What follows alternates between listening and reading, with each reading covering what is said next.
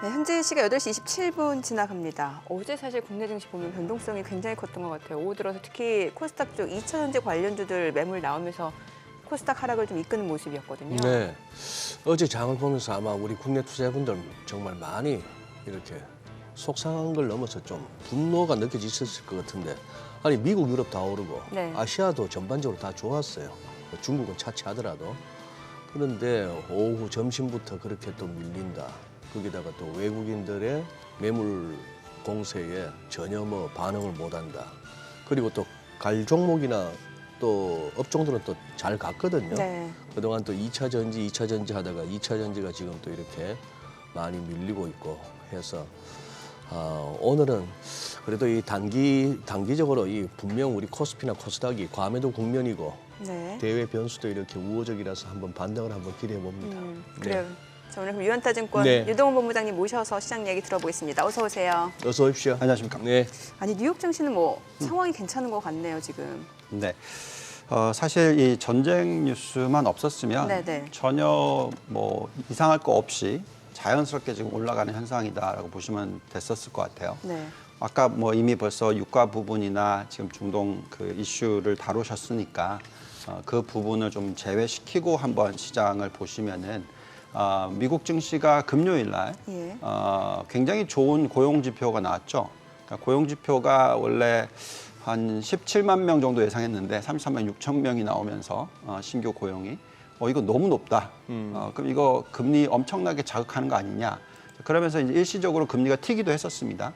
그렇지만 그 금리가 다시 한번 고점을 찍고 쭉 내려오면서 꼬리를 달고 내려오면서 시장이 굉장히 급 반등을 했고요.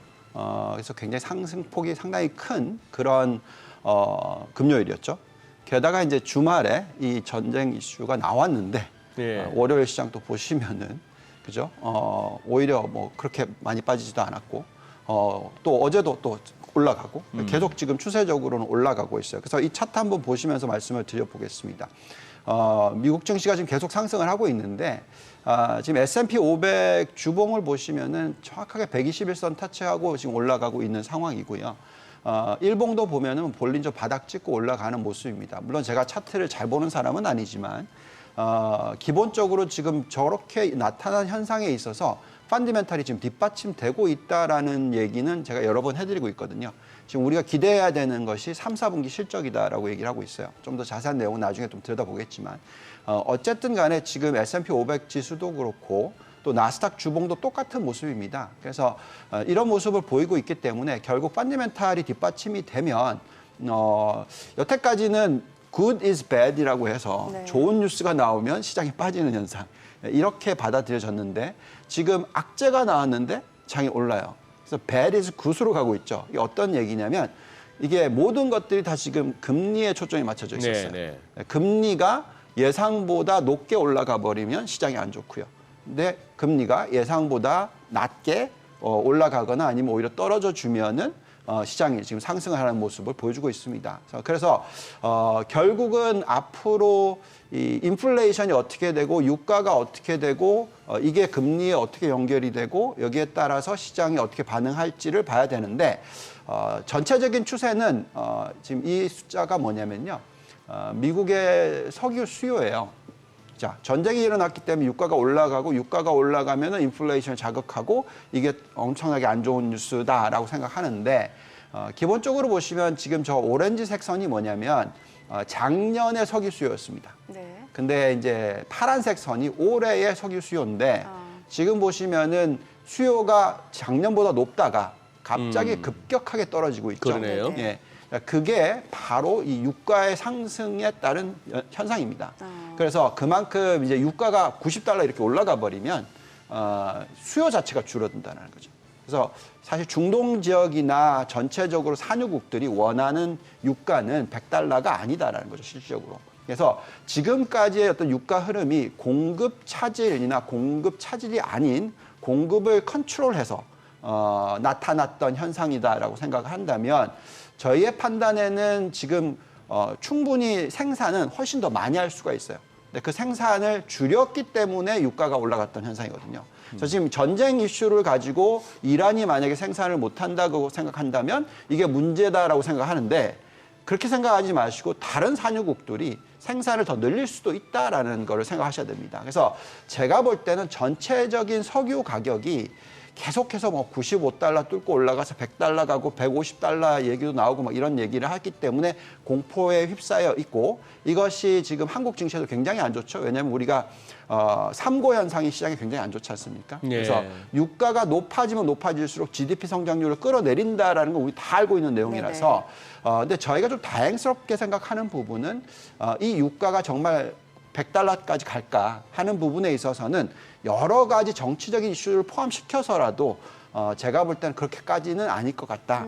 그래서 오히려 유가가 70달러 초반에서 90달러 사이에 어떤 밴드를 형성해 주는 모습이 오히려 훨씬 더 좋다. 그럴 가능성을 저희는 보면서 시장에 투자를 하고 있다라는 말씀을 먼저 드리겠습니다.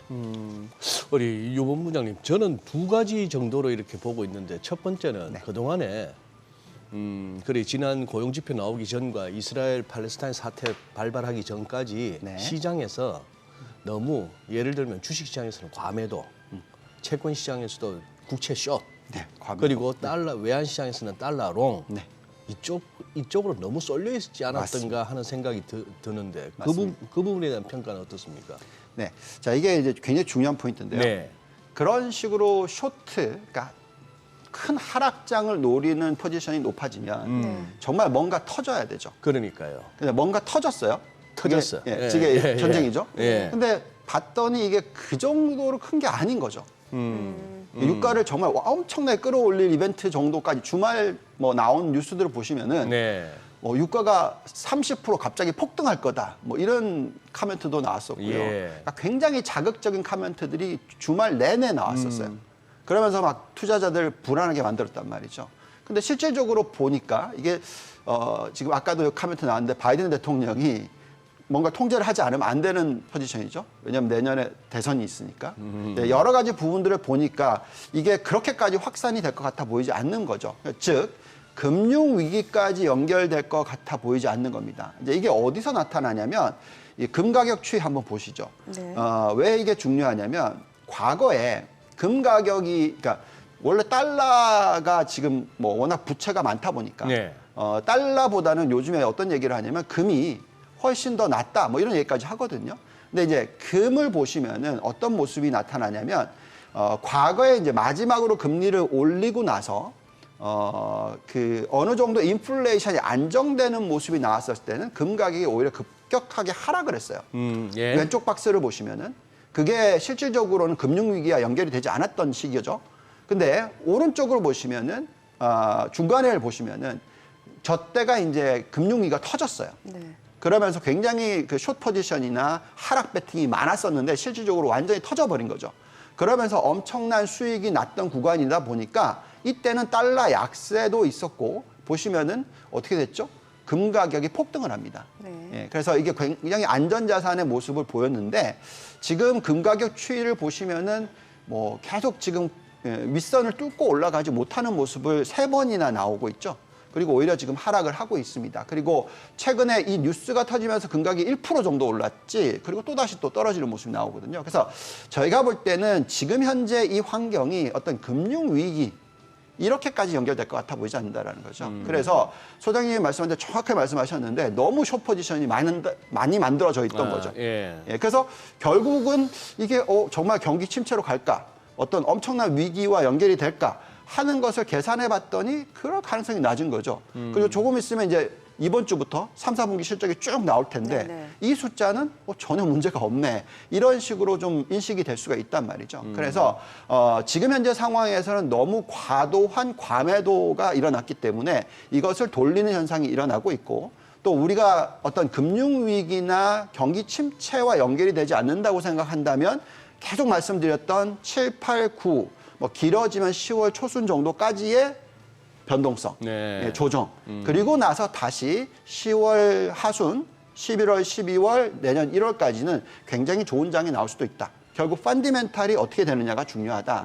그래서 그 부분에 있어서 가장 계속 우리가 초점을 맞추는 부분이 성장을 보여주는 그런 업종에 투자를 하는 그런 전략이 더 맞다.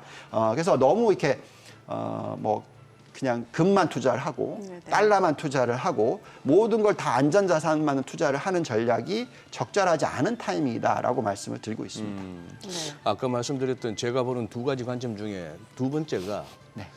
이 정책 대응이 기민하다는 느낌이거든요. 네. 지금 어제부터 해서 우리가 계속해서 소개해 드리는 게 어제 같은 경우는 이제 로리 로건 그 달라스 연방은행 총재, 오늘도 무슨 뭐 닐 카시칼이나 에스터 조지 전부 다 그동안에 매파적 스탠스였는데 네.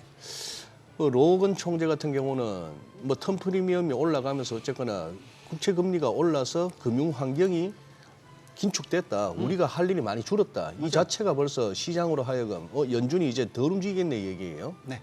지금 보니까 유럽 쪽도 마찬가지예요. 네. 프랑스 중앙은행 총재가 뭐 더 안 해도 될 것 같다. 금리 인상 이런 식으로 나오죠. 네. 저는 또 주목하는 게 그때 지난주 목요일이었죠. 10월 5일이. 그때 이제 10월 4일 날 급락 나오고 증시 급락 나오고 환율 폭등 나오고 5일 날 개장 전에 추경호 부총리 경제장관 대책회의 하면서 환율 안정 조치, 채권 시장 안전 조치 이런 강조하시길래 네. 야 그러면은 사실 우리 장 보면 그때 이후로 금리 딱 잡혔거든요. 네. 환율도 그 다음으로 못 가고 있고. 그렇죠. 다만 증시가 그냥 2차 전지에 발목이 잡혀가 이러고 있는데 네. 이 정책 대응도 어떻게 보면은 지금 좀 시장을 망가뜨리지 않는다 쪽으로 매진하는 느낌입니다. 네. 저희가 지난 네. 그 주 후반에 예. 우리나라의 삼고 현상에 대해서 얘기를 많이 나눴습니다. 네네. 삼고. 예. 그래서 근데 이제 중요한 거는 우리가 최악을 본 게 아니냐. 그 삼고 현상에 있어서 지금 삼고라 하시면 유가 높고 금리 높고 유가, 금리, 환율. 환율. 예. 이 삼고 현상의 최악을 봤기 때문에 지금 사실 시장이 이렇게 지금 반응하는 건 좀 이상하죠. 예. 그래서 저희가 생각할 때 앞으로는 우선 유가도 그렇고 예. 유가도 이 전쟁이 터지기 전에도 100달러 얘기 많이 했었잖아요. 많이 했었죠. 그래서 95달러까지 갔다가 그게 80달러 네. 내렸죠. 그러니까 이게 이미 벌써 해소된 이벤트인 것 같다라는 생각이 드는 게 있고요. 그다음에 또 금리도 마찬가지로 계속 우리가 지난주도 얘기했던 게 금리가 너무 많이 올라간다. 네. 10년 국채 금리 너무 많이 올라가고 도대체 어디까지 올라가고 이런 얘기를 했는데 그 숫자들을 보고 있으면 사실 너무 올랐던 게 맞거든요. 네. 단기 금리를 그만큼 올려놨는데 장기 금리가 안 올라가고 있었는데 이게 마지막으로 훅 올라왔죠. 그래, 예. 네, 그러니까 이제 이벤트가 끝났다라고 생각하니까 또 미 연준이나 이런 그 정책 당국에서 얘기하는 게 이미 금리가 올라갔기 때문에 우리가 금리를 올릴 필요가 없다. 이렇게 지금 되는 거죠. 예. 네, 그래서 저희는 그런 가운데서 한국도 마찬가지로 10년 국채, 30년 국채 금리가 더 이상은 올라가지 않겠죠. 괴리가 너무 많이 벌어졌던 것이 이제 줄어드니까 실질적으로 또 우리나라도 올리거나 올라갈 이유가 더 약해지니까 그런 부분이 있겠고 이렇게 되면 또 당연히 달러가 약세로 갈 가능성들이 생기니까 당연히 또 우리나라의 원화도 추가 절하보단 절상. 그리고 또 최근 또 뉴스 좀 보시면은요. 네. 바이든과 시진핑 뭐 요즘에 예. 또 약간 좀 우호적인 얘기들이 네. 나오거든요. 그러니까 그런 모습들을 보고 있으면 저희는 정치적인 요소와 정책적인 요소가 정말 최악은 이미 본 게 아니냐. 그래서 그것 때문에 시장이 8월 달, 9월 달, 10월 초순까지 안 좋았다면 이 방향의 흐름이 변하는 것을 인식을 하는 게 중요하지 않을까라는 생각이 들고요. 그래서 결국 되돌아가서 우리가 인플레이션이 어떻게 되고 금리가 앞으로 어떻게 될 거고 또 그렇기 때문에 펀더멘탈이 어떻게 될 거고 이런 것들을 지켜보면서 우리가 투자를 하셔야 된다라고 말씀을 드리겠습니다. 네. 네, 그러면은 지금 어찌됐건 연준 입장에서는 좀 금리 인상에 대해서 조금 더 시간을 가질 수 있게 되는 거고 또 역으로 피봇에 대한 기대감도 가져갈 수도 있다 이렇게 봐도 되는 건가요? 네, 피복까지는 어렵고요. 그러니까 무슨 네. 말이냐면 금리를 내리기까지는 네. 제가 볼 때는 펀더멘탈이 워낙 튼튼해요. 그렇지만 추가적으로 올릴 이유는 전에도 없었고 예. 지금도 없다라고 저희는 생각을 하는데 자, 그 부분 한번 보시죠. 네네. 지금 미국의 인플레이션이 잡혀야지 저희가 걱정을 덜하게 되잖아요. 그렇죠. 근데 지금 보시면은 이 음식료 가격을 한번 보시면 많이 하락이 됐죠. 피크를 친 게 작년 3월이고요. 그 이후에 계속 하락을 했고 이제부터는 그냥 옆으로 기는 모습이 나오고 있습니다. 그러면 이 인플레이션 숫자는 2% 미만으로 떨어지겠죠. 예. 그 다음에 또 그 렌트, 그러니까 주거비 쪽 관련된 쪽도 한번 보시죠. 네. 보시면은 위가 이제 가격이고 아래가 이제 상승률입니다. 보시면은 급격히 올라갔던 게 정확하게 또 작년 3월이에요. 그리고 나서 쭉 빠져서 저게 20% 가까이 상승하던 게 이제는 얼마까지 떨어졌습니까? 0.4. 오르지 않고 그러니까 옆으로 기든 모습이죠. 네. 위에 가격도 마찬가지로 또 올라갔다가 이제 좀 하향되는 그러니까 이런 모습. 이 두 가지가 가장 인플레이션, 근원 PC 인플레이션에 영향을 미치는 두 가지 요소가 안정을 찾고 있어요. 여기에 이제 근원 인플레이션 말고 헤드라인 인플레이션이 네네. 올라갔기 때문에 많이들 걱정하셨는데 거기에 가장 영향을 미쳤던 게 유가죠. 근데 이제 유가도 계속 정말 100달러, 200달러 이렇게 간다고 생각하시면 걱정하겠지만 제가 볼 때는 우선 상한선은 이미 봤다라고 생각한다면 이것도 영향을 미치는 게 1년이 지나고 나면 그렇게 크지 않을 것 같다라는 생각이 듭니다. 그래서 이런 인플레이션 환경이 지속되면은 결국은 미 연준의 기준금리가 5.5일 이유가 없는 거죠. 뭐 간단하게 설명을 하자면 인플레이션이 2, 3%대다. 네네. 근데 금리가 왜 6%, 7%까지 올라가야 되냐? 그건 아니겠죠. 여기다가 한 2% 정도 더하면 되는 거죠. 그러면 4%에서 5% 정도의 기준금리. 그러면 장기금리는 여기서 추가로 더 올라가기보다는 안정을 찾을 가능성이 높다. 그러니까 이게 이제 그런 부분이고요. 그래서 지금 이 10년 국채금리의 추세를 보시면은 원래 지금 쭉 빠지던 현상이 1980년대 이후부터 나왔던 현상이죠. 네. 그러다가 이제 지금 밑에 동그라미를 보시면 저게 이제 과한 하락입니다. 그러니까 과한 하락이라는 것은 뭐 금리 0% 근처까지 갔었던 거니까 원래는 이게 추세가 이렇게 평평해지면서 다시 올라가는 추세로 지금 변하고 있는 건데 그래서 이 과한 하락이 있었기 때문에 과한 상승도 있는 거죠. 그래서 그 과한 상승이 5% 얘기를 했던 거고요. 저희는 중장기적으로 한 3에서 4% 시대가 네. 그게 이제 higher for longer라고 해서 오랜 기간 동안 더 높은 금리. 과거에는 1.5에서 2% 정도의 금리였다면 이제는 3에서 4% 정도의 금리 시대. 이게 한 단계는 올라간 거죠. 그렇지만 그 금리가 정말 5%, 6%대의 시대로 가기에는 제가 볼 때는 미국의 부채 상황이라든지 여러 가지 정치적인 이슈라든지 이런 것들을 감안했었을 때 그건 너무 과하다. 그래서 앞으로 어떤 모든 전략을 세우실 때 네. 장기적으로 미국의 장기 국채 금리가 3에서 4% 사이 정도가 안정적일 거다. 앞으로 뭐 한 2년, 3년 이렇게 봤었을 때 그 정도의 금리를 집어넣고 거기에 따른 여러 가지 포트폴리오 구성이 상당히 중요한 타이밍이다라고 말씀을 드리겠습니다. 네. 자, 지금 보니까 삼성전자 오늘 또 3분기 잠정 실적이 이제 발표가 됐습니다. 좀 전에 보셨다시피 3분기 영업이익이 이제 2조 4천억 원. 이게 전년 동기 대비로는 77.9% 급감한 수치고요. 또 시장 예상치 컨센서스 대비로는 12.4% 소폭 상회한 수치입니다. 이미 뭐 시장에서는 3분기 영업이익이 좀 많이 떨어질 거다는 네. 예상했는데 그래도 예상치보다는 좋았다. 이 정도로 볼 수는 있겠네요. 1년 전보다 78%나 줄었는데도 네. 예상치보다는 좋다. 네네네. 주가 반응이 이제 한번 볼만하겠습니다. 그러게요. 야, 참 많이 줄긴 줄었다. 이 분기 영업이익이 뭐 6조, 8조, 심지어 두 자리 숫자의 조 단위가 나오기도 하고 했었는데, 네.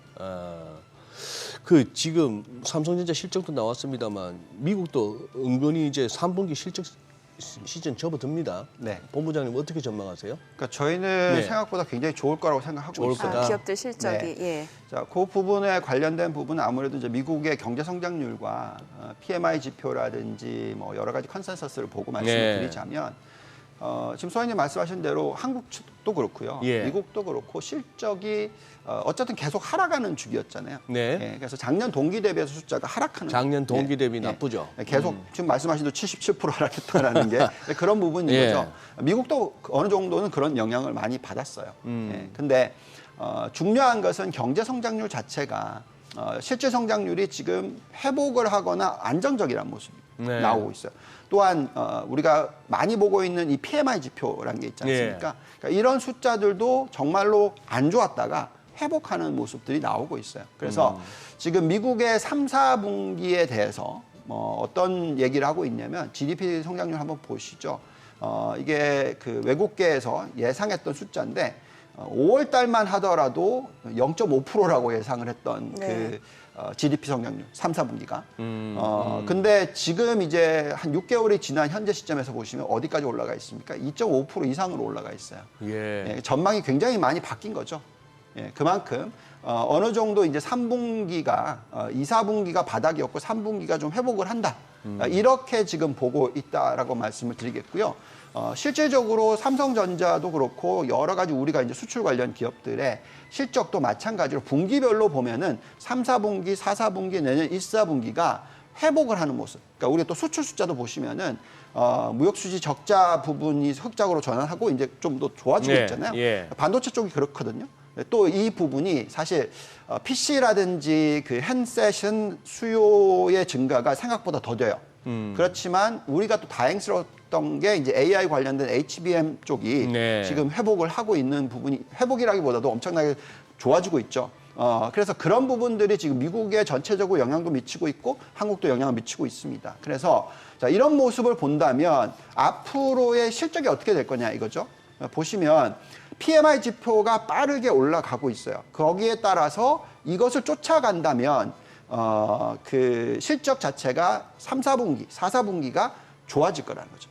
그럼 그 실적이 나오는데 여기다 대놓고 주가가 빠지려면 정말 아까 말씀하신 대로 뭔가 진짜 큰 이벤트가 터져서 네. 뭔가 어떤 위기가 터지고 전쟁이 정말 뭐 확산이 되고 뭐 이런 모습들이 나와야 됩니다. 그래서 완전히 이제 경제 그 정치적인 이슈가 시장을 지배하는 모습이 나와야 되는데 그렇게까지는 안 보인다. 그래서 결국 현재의 펀드멘탈을 보고 있으면 저희는 충분히 투자할 기회가 만들어지고 있다 이렇게 판단하고 있습니다. 네. 자, 지금 시각 8시 50분 향해 가는데요. 오늘 호가 상황 좀 짚어보도록 하겠습니다. 먼저 양시장 예상 체결 지수부터 좀 확인해 보도록 하죠. 코스피입니다. 오늘 장에서는 0.57% 지금 상승 예상되고요. 예상 체결 지수 2,416포인트입니다. 코스닥 어제 좀 많이 떨어졌었는데 오늘 강보합권 예상되고 있습니다. 현재 호가로 봤을 때는 796포인트로 지금 예상 체결 지수 집계가 되고 있고요. 시가총액 상위 종목 예상 체결가 보도록 하겠습니다. 삼성전자 오늘 3분기 잠정 실적 발표를 했습니다. 영업이익은 전년 동기 대비로는 77.9% 급감을 했고요. 시장 컨센서스 대비로는 소폭 상회한 것으로 나타났습니다. 그건 오늘 또 주가에는 어떤 영향을 미칠지 보셔야 될 것 같은데 호가 흐름은 좋아 보입니다. 1.6% 상승 예상되고 현재 예상 체결가는 67,500원이죠. LG 에너지솔루션 0.5% 하락 예상되고요. 예상 체결가 45만 6천 원. SK하이닉스 0.7% 상승 예상됩니다. 지금 호가에서는 12만 400원이고요. 삼성바이오로직스, 삼성전자 우선주. 삼성바이오로직스는 뭐 호가에서 아직까지 움직임 나타나지 않고 있고요. 삼성전자 우선주는 1% 상승 예상되죠. 현대차가 소폭 내림세가 예상됩니다. 지금 호가에서 18만 8천 원이고 포스코홀딩스 강보합권 예상됩니다. LG화학이 지금 6% 상승이 예상되죠. 지금 호가에서 53만 원으로 집계가 되고 있고요. 이 가운데 기아가 지금 0.7% 좀 떨어질 걸로 보입니다. 예상 체결가는 8만 3,500원으로 예상되고 있습니다. 코스닥 시가총액 상위 종목 예상 체결가 보도록 하겠습니다. 어제 2차 전지 관련주 쪽에서 물량이 좀 많이 나오면서 시장 하락을 좀 이끄는 모습이었는데 오늘 에코프로비엠이 0.2% 반등 예상되고요. 예상 체결가는 22만 3,500원. 에코프로가 좀 호가에서 2.4% 상승 예상되죠. 예상 체결가 80만 5천 원이고요. 셀트리온 헬스케어 강보합권 예상됩니다. 포스코 DX가 3.7% 상승 예상되고요. 예상 체결가 49,700원. LNF는 1.8% 하락이 예상됩니다. 예상 체결가는 15만 원으로 집계됩니다.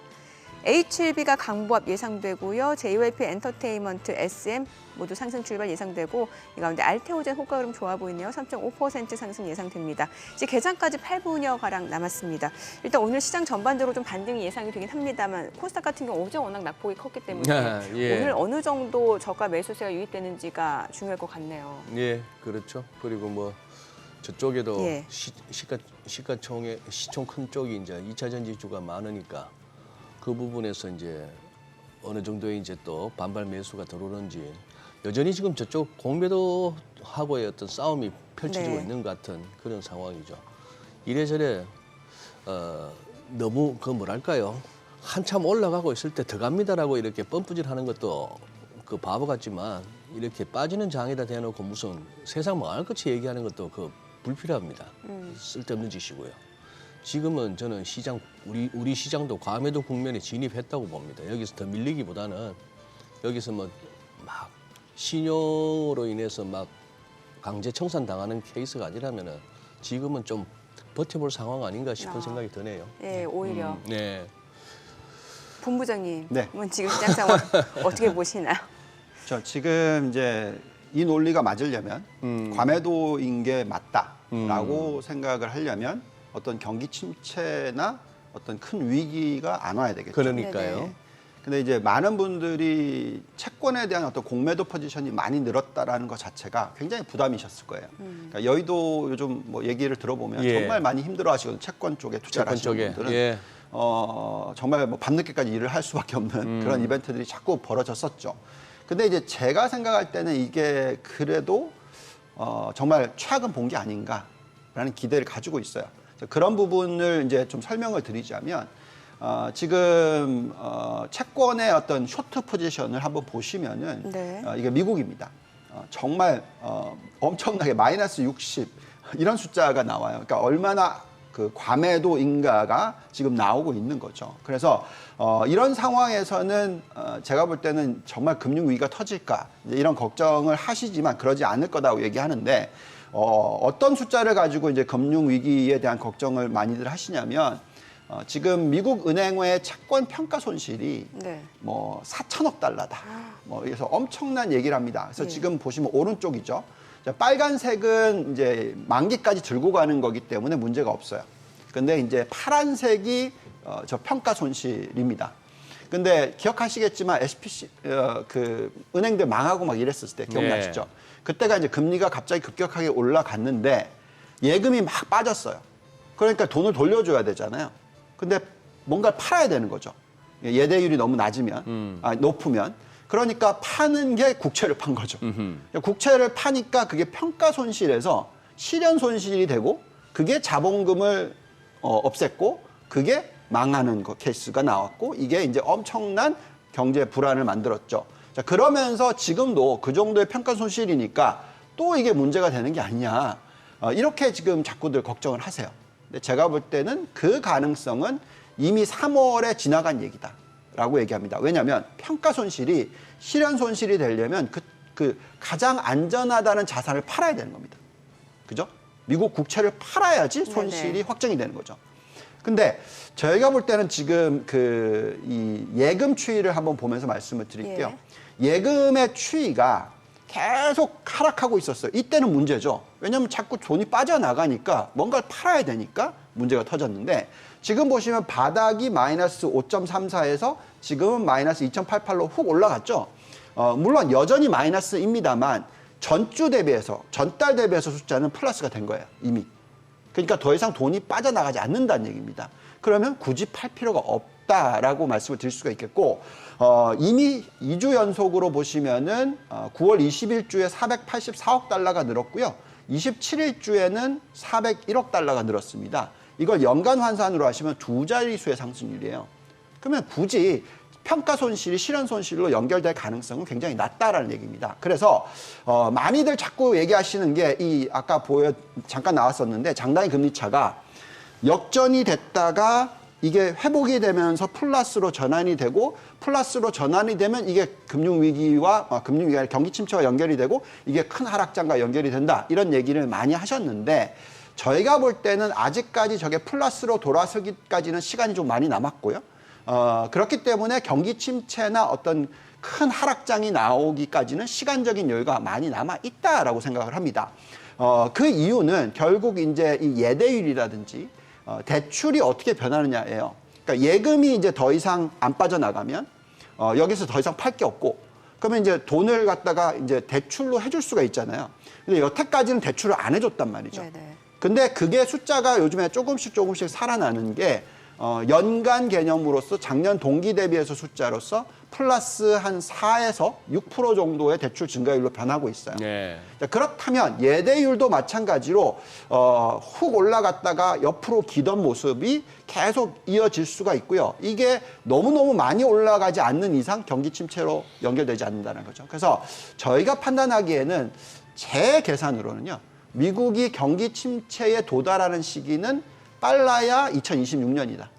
이 정도로 저는 보고 있습니다. 그래서 앞으로 2년 정도의 시간적인 여유는 최소한 있다라고 생각하고 있고요.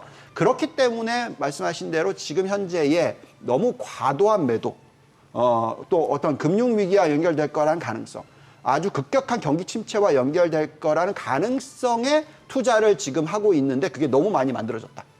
그래서 그게 이제는 경기 회복이나 경기의 안정적인 모습이나 U자형이 나온다고 생각한다면 저희가 생각할 때는 여기서는 더 팔진 않을 것 같다. 근데 물론 소장님 말씀하신 대로 막 올라가려면 네. 좋은 이벤트들이 나와야죠. 예. 그래서 그거는 결국 실적을 보셔야 되고 경기가 어떻게 되는지 보셔야 되고 펀더멘탈적으로 어떤 종목을 사야 되고 이게 중요하겠죠. 근데 그것을 볼 수 있는 부분은 그만큼 매출 증가율이 나오거나 아니면 마진을 유지시키거나 성장이 보이거나 현금 흐름이 좋거나 이런 쪽으로 초점을 맞추는 그런 전략이 될 수가 있다 말씀드리겠습니다. 기존보다 경기 침체가 오는 시기를 조금 더 지연해서 보시는 거죠, 조금 더. 그렇죠. 예. 저희가 이제 작년 이맘때쯤에 예. 다들 경기 침체 1년 안에 온다고 했었을 때 예. 저희가 2년 정도는 안 올 거다라고 네네. 말씀을 드렸죠. 그렇게 따지면 이제 지금부터 1년 남을 거다라고 네. 생각하는데 여기다가 또 1년을 또 더한 거죠. 지금, 예. 그러니까 제가 이런 것들은 어떻게 계산하냐면 제가 중국에서도 예를 들어서 중국에서 중국 분석을 할 때 2011년에 봤었을 때 중국의 경기 침체 위기가 오는 타이밍이 2015년에는 오지 않을 거다. 5년 뒤까지 봤는데 또 2015년이 되니까 2017년 때까지는 안 올 거다. 이런 식으로 하거든요. 그러니까 결국 숫자를 보면서 판단합니다. 근데 저희가 지금 보는 숫자로서는 미국의 경기 침체 시기를 너무 빨리 잡을 필요가 없다. 물론 오기는 올 겁니다. 네. 근데 그리고 그 온다고 하면 그 폭이 그렇게 강할 것 같아 보이지 않고요. 그리고 오는 시기도 그렇게 빨리 올 것 같아 보이지 않는다라고 말씀을 드리겠습니다. 예. 국내 증시는 어떨까요? 사실 미증시는 뭐 계속해서 좋은 상황인데 오늘 국내 증시 흐름 어떻게 예상해 볼 수 있을까요? 저는 이제는 예. 반등해줘야 될 거 같아요. 이제는 반등을 해야 된다. 네. 너무 과하게 빠진 거 아닙니까? 지금 보면 사실 코스닥이 지난 며칠 동안에 얼마나 빠졌죠? 상당히 그러게요. 많이 빠졌던 것 개장 같고. 네. 흐름 예. 확인해보고 좀 체크를 해봐야 될 것 같습니다. 오늘 국내 증시로 확인해 보겠습니다. 개장합니다.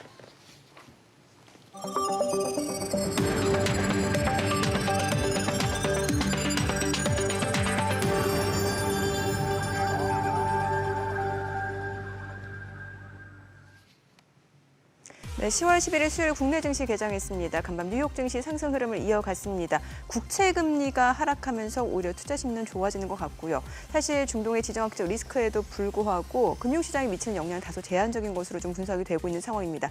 유가 자체도 뭐 변동성 클 수 있겠습니다만 그렇게 크게 오르지 않은 상황이고요. 다만 어제 국내 증시 같은 경우는 2차 전지 쪽에서 매물이 나오면서 코스닥 하락이 나타난 모습이었습니다. 이제 오늘장에서 이제 삼성전자 3분기 잠정 실적이 발표된 상황에서 또 주요 기업들 실적이 어떤 영향을 미치는지도 체크를 해보셔야 될 것 같고 2차 전지 쪽으로 어느 정도의 매수세가 유입됐는지도 좀 보셔야 될 것 같습니다. 양시장 출발 지수 보도록 하겠습니다.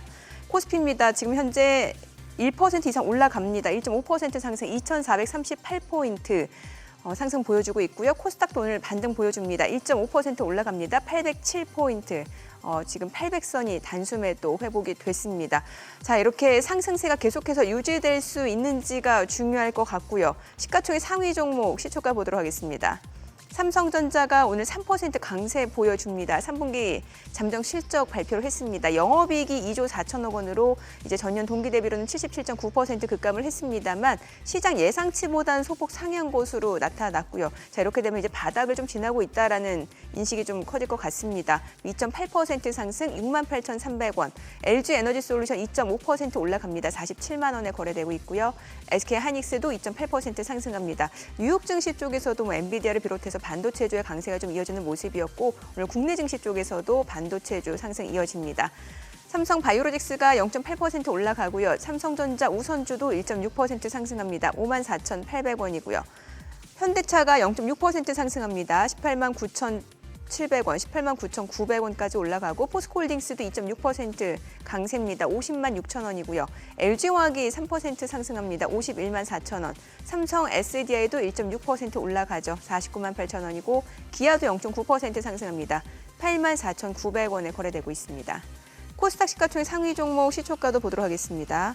코스닥 쪽에서는 오늘 에코프로비엠이 지금 2% 상승 보여줍니다. 현재 22만 8천 원이고요. 에코프로도 2.9% 상승을 보여주고 있는 상황이고요. 이 가운데 셀트리 헬스케어 0.6% 상승합니다. 지금 63,800원이고 포스코 DX도 3.6% 올라갑니다. 지금 49,750원이고요. LNF가 1% 올라갑니다. 154,400원에 거래되고 있습니다. 자, HLB도 좀 보도록 하겠습니다. 0.6% 올라가고요. JYP 엔터테인먼트, SM도 각각 1.6%에서 2.5% 상승합니다. 주가는 10만 700원 그리고 10만 7천 원 그리고 12만 100원에 거래되고 있고요. 알테오젠도 올라갑니다. 2.9% 상승, 펄어비스도 0.7% 지금 상승을 보여주고 있습니다. 자, 오늘은 보니까 AI 관련주들 흐름 굉장히 좋아요. 지금 코난 테크놀로지가 23% 급등을 보여주고 있고요. 폴라리스 오피스도 9% 강세, 마음 AI, 셀바스 AI 모두 6%에서 4% 상승 보여주고 있고요. 솔트룩스도 역시 강세를 보여주고 있습니다. 오늘 AI 관련주들 상승을 보여주고 있는 상황이고요. 2차 전지 쪽으로도 오늘 매수세가 들어오고 있습니다. 앞서 보시다시피 대형주 쪽으로도 지금 매수세가 들어오고 있는 상황이고 반도체 장비 또 오늘 흐름 좋습니다. 2차 전지뿐만 아니라 반도체 장비도 오늘 흐름 좋고요. 자, 수급 상황 체크를 해보도록 하겠습니다. 오늘 지금 유가증권 시장에서는 현재 지금 보도록 할게요. 지금 유가증권 시장에서 개인 투자자가 244억 원 매도 우위고요. 외국인은 337억 원 순매수를 보여주고 있습니다. 기관이 100억 원 매도 우위를 나타내고 있는 상황이고요. 코스닥 수급 상황도 체크해 보도록 하겠습니다. 코스닥 쪽에서는 지금 개인 투자자가 현재 순매수를 보여줍니다. 203억 원 매수 우위고요. 외국인과 기관은 각각 133억 원, 58억 원 매도 우위를 나타내고 있습니다. 오늘 개인 투자자가 코스닥 순매수를 보여주고 있는 상황이고요. 환율도 체크해 보도록 하겠습니다. 오늘 외환시장 개장 상황입니다. 달러 환율 흐름을 좀 볼게요. 지금 오늘 5원 50전 하락한 1,344원에 개장이 됐습니다. 오늘 국내 증시도 보니까 좀 빠르게 좀 안정을 찾아가고 있는 상황이고 사실 유가와 관련해서 조금 리스크가 있지 않을까라는 분석이 있었습니다만 일단 금융시장 자체는 좀 안정적인 흐름을 보여주고 있는 모습이네요. 예.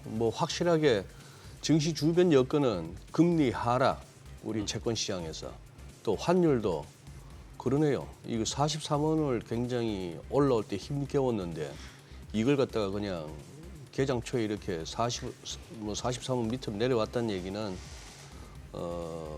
굉장히 그거 증시로서는 나쁘지 않은 주변 여건이죠. 야, 근데 참 그거 한 게 어쨌거나 조금은 자신감을 가져도 될 만한 거는 환율 부분에서는 네.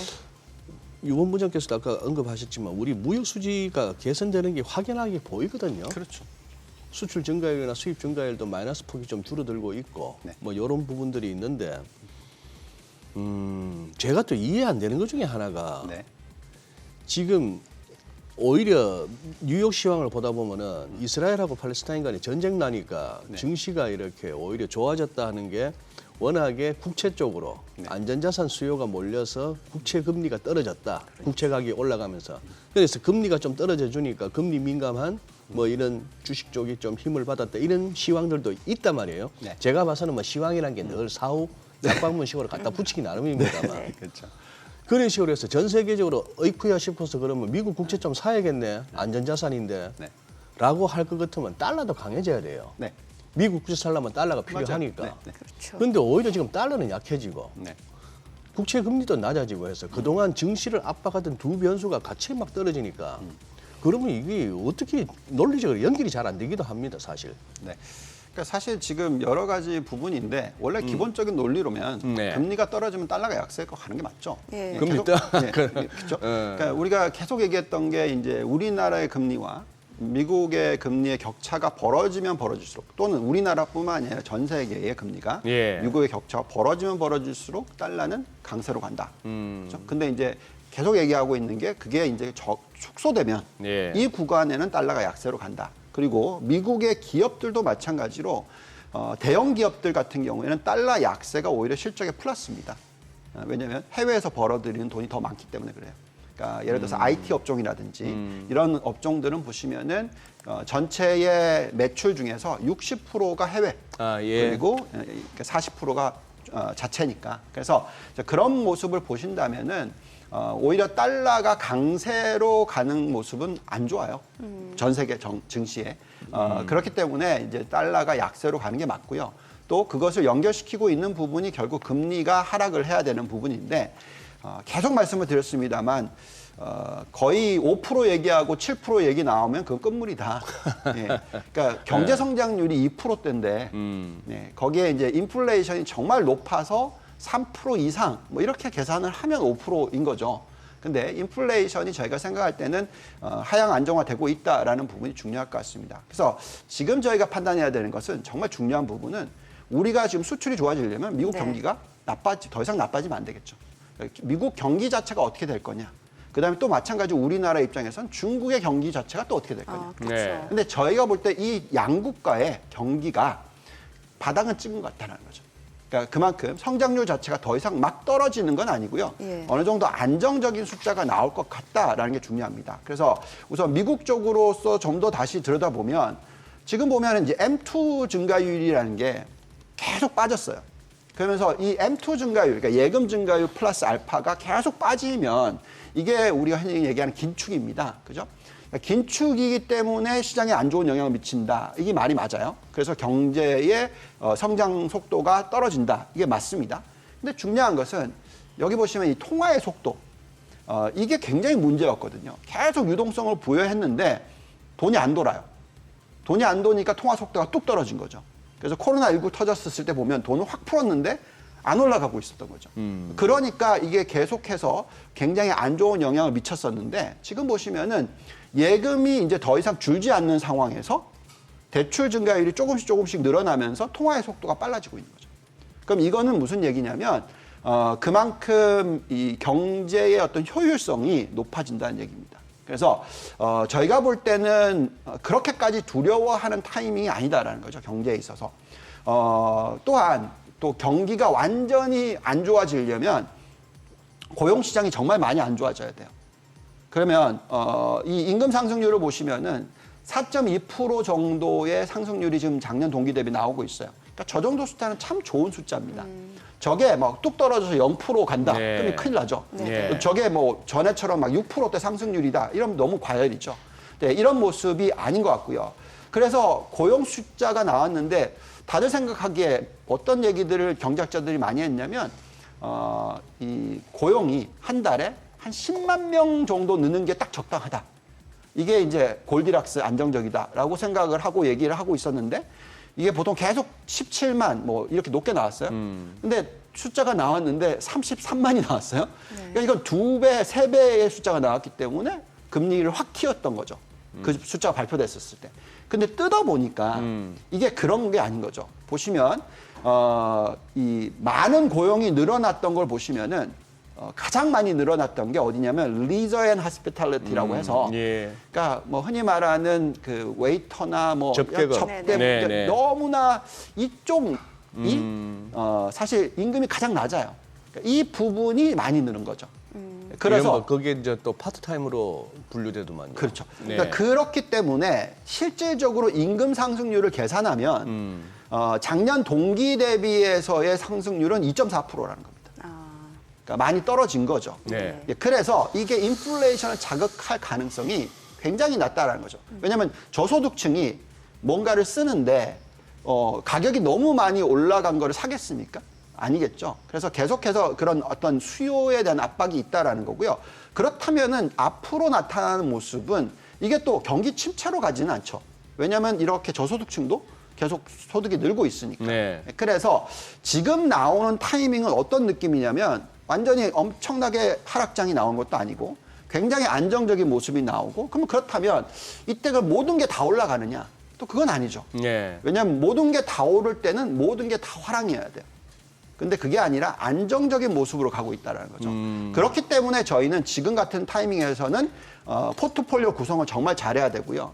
그리고 어떤 금융위기가 터지지 않을 거란 얘기는 제가 수십 번도 해드리고 있잖아요. 그 이유는 지금 보시면은 이 가계의 어떤 그 크레딧, 그러니까 지금 소득이 늘고 있기 때문에 그 여러 가지 신용 부분을 끄고 있어요. 그러면서 펀디멘탈이 튼튼해지고 있다는 거죠.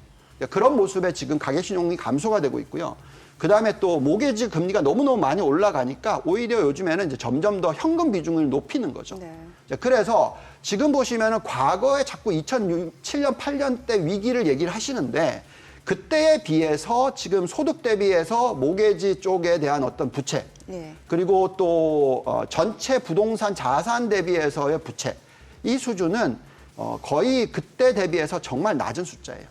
거의 60% 수준밖에 되지 않습니다. 보시면은. 그래서 저런 상황에서 가계가 터진다. 어떤 경기 침체가 빠르게 온다. 그러니까 이 논리가 먹히지 않는다라는 얘기를 해드리겠고요. 그렇기 때문에 우리는 이런 상황에선 그러면 골디락스로 갈 가능성이 더 높다라고 계산을 한다면 예. 도대체 뭘 투자해야 되냐. 이게 굉장히 중요해지는 거죠. 그래서 네. 자꾸 얘기를 해드리는 게 선택과 집중이 정말 중요한 시기다. 그래서 선택과 집중을 하는 데서 도대체 어디에 초점을 맞추냐 했었을 때 우리나라는 당연히 지금 반도체가 올라오는 거고 네. 뭐 2차 전지나 전기차가 올라오는 거고 뭐 등등 이런 식으로 글로벌 경쟁력에 있어서 어떤 상승률이 높은 그런 쪽에 초점을 맞추셔야 된다는 말씀을 드리겠습니다. 예. 그럼 채권과 주식 비중은 어떻게 가져가는 게 좋은 거예요? 네, 저희가 지금 여태까지 계속 말씀드렸던 예, 예. 게 8대2 전략이라고 얘기했잖아요. 주식이 80%. 80%인데 채권이 20% 이런 얘기들을 많이 해드렸는데 그 이유는 원래 자산 배분은 6대4 전략이 보통 평균이거든요. 그러니까 60% 주식, 40% 채권인데 저희가 채권을 훨씬 적게 가져갔죠. 그 이유가 계속 말씀드렸던 이 금리가 빠르게 떨어질 것 같아 보이지 않고 뭐 오를 수도 있고 아니면 겨우 뭐 수익이 연간으로 계산했을 때 5% 미만이다. 그러면 이제 주식 비중을 많이 들고 가요. 근데 최근에는 이제는 금리가 완전히 피크를 쳤다라고 생각하신다면 채권 비중을 조금씩 늘려가는 것도 좋습니다. 더더욱이나 단기 금리 쪽. 그래서 단기 금리 쪽이 지금 5.5% 막 이렇게 올라갔다가 최근에 좀 조정을 받고 있으면서 굉장히 단기 채권에 투자하는 ETF는 수익이 괜찮아요. 그래서 그런 쪽에 비중을 조금 늘리시는 게 좋겠다. 그래서 주식 비중을 한 75%, 채권 비중을 한 25% 정도의 전략을 얘기를 하고 있습니다. 네. 그래. 저 이제 지인들하고 이렇게 얘기를 하다 보면은 방송에서 자주 듣는 얘기가 이제 뭐 주식 한 60%, 채권 40% 이렇게 하는데 뭐라고들 말씀하시냐면은 네. 그렇게 주식 채권에 나눠서 투자할 만큼 돈 좀 있어 봤으면 좋겠다. 이런 말씀하시는 게 또 대다수 우리 또 개인 투자자들이기도 한데. 야, 그리고 아까 우리 또 유 본부장님 설명 듣다 보니까 뭐 세상이 좀 달달해 보이기도 합니다만 저기 임금 상승률이 그다지 높지 않다 하는데 또 최근에 미국 다녀오신 분들 다 그래요. 이제는 팁 20% 주고도 네. 뒤통수가 건질건질하다고. 아, 호텔 방에서 그 메이드들한테 뭐 한 1불씩 이렇게 그냥 두고 나오는 게 에티켓이라고 합니다만 이제 1불 놓기가 손이 부끄럽다는 거예요. 네. 그러면 1불 하다가 그러면 1불 10센트를 놓고 오겠습니까? 2불이나 3불 놓고 오겠죠. 그렇죠. 이게 이제 살기가 팍팍해지는 거예요. 맞아요. 예. 음식료 가격은 떨어졌지만 네. 팁이 그냥 올라가고 이런 그렇죠. 식이니. 네. 주거비도 통계적으로는 이렇게 하향 안정세라고 합니다만 뭐 본부장님도 본부장님 아들 기숙사에 계신가? 네. 좌우지간 전부 힘들어 죽겠어요 보니까 그 힘들어요. 좁은 방에 미국에서 네, 네, 네. 예. 네. 우리 고시원 같은 고시원보다 크더라만서도 네. 도대체 뭐 돈 벌 그래 거기는 얄짤 없는 거예요. 돈 나올 때가 쓰면 노숙장 거라. 네. 그래 뭐 그 와중에도 돈 갈 데는 없으니까 주식 하고 있습니다만 네. 좀 그렇긴 하네요. 뭐 그렇다고 해서 투자를 안 안 할 할 수 수는 없잖아요. 없고. 네. 네. 당연히 투자를 하셔야죠. 그렇기 때문에 그 지금 저소득층 관련해서에 대한 어떤 투자 잘 생각해 보시면 그렇다면 경기 침체는 안 오겠죠. 왜냐하면 그쪽은 계속 네. 소득이 어쨌든 늘고 있으니까. 근데 그런 가운데서 돈을 벌려면 그 임금 상승률이 2.4%인데 거기다 투자를 하시는 게 맞을까요? 그건 아니겠죠. 저희가 판단하기에는 그만큼 점점 기업들이 그렇기 때문에 생산성 향상 노래를 부르는 거죠. 그렇기 때문에 테슬라가 그렇게 투자를 엄청나게 많이 하는 부분들이 나오겠죠. 네. 엔비디아도 그렇기 때문에 그런 종목들이 올라오는 거고요. 예. 그러니까 저희는 지금 같은 시대에서는 어쩔 수 없이 생산성이 높아지는 기업 또는 매출 증가율이 두 자릿수인 기업 그렇기 때문에 또 이익 증가율이 두 자릿수인 기업을 투자를 하셔야죠. 네, 네. 예, 그래서 그러다 보니까 어떻게 보니까 결국 S&P 500이 되는 거고요. 예. 어떻게 하다 보니까 나스닥 100이 되는 거고요. 네. 그래서 또 우리나라는 또 심지어 빅테크 7개만 투자하는 ETF도 나오고 예. 뭐 이런 식입니다. 그래서 지금 미국 대형 기술주 7개의 상대적인 매력도를 보면은 S&P 500보다 더 높고요. 뭐 전체 어떤 시장보다도 매력이 높아요. 네. 그래서 이 종목들은 또 어느 정도냐면 현금이 너무 많으니까 금리가 올라가는 게 오히려 플러스예요. 아, 예, 그 정도입니다. 그래서 이럴 때는 어쩔 수 없이 이런 쪽에 투자를 할 수밖에 없다. 여기에 좀 소외되면은 참 상대적인 박탈감이 심할 수 있다. 그래서 계속해서 이런 대형 기술주 또 한국으로 따지자면 뭐 반도체 네. 뭐 당연히 지금 오늘도 주가가 가장 많이 오르는 쪽이 반도체인데 이게 이제 AI과 연결되어 있는 부분들도 있습니다. 그래서 이런 종목들 우리나라도 SK 하이닉스가 올라와요. 그래서 이런 쪽에 대해서 관심을 가지시고 투자를 계속 좀 늘려가시는 게 맞는 전략이지 않을까라는 좀 기대를 가져봅니다. 네, 오늘 내용 잘 들었습니다. 고맙습니다. 고맙습니다. 감사합니다.